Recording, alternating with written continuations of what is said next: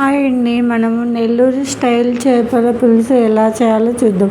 ముందుగా ప్యాన్లో ఆయిల్ వేసి జీలకర్ర వేయాలి. తర్వాత ఉల్లిగడ్డలు వేయాలి. ఆనియన్స్ బ్రౌన్ కలర్ వచ్చే వరకు మగ్గించాలి. తర్వాత కొద్దిగా అల్లం పేస్ట్ వేయాలి. తర్వాత 2 పచ్చిమిరపకాయలు, ఒక పెద్ద టమోటా కట్ చేసి వేయాలి. తర్వాత కొద్దిగా పసుపు, అలానే చింతపండు పులుసు వేయాలి. అది బాగా ఉడికించుకోవాలి. తగినంత వాటర్ పోసుకొని రుచికి సరిపడా కారం, ఉప్పు, ధనియా పౌడర్ వేయాలి.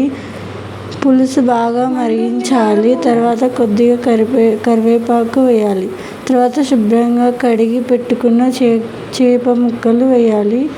చేప ముక్కలు ఎక్కువగా కలపకుండా ఉడికించాలి.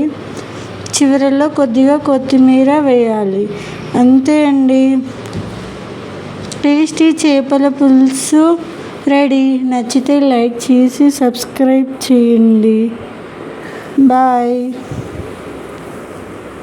Please subscribe.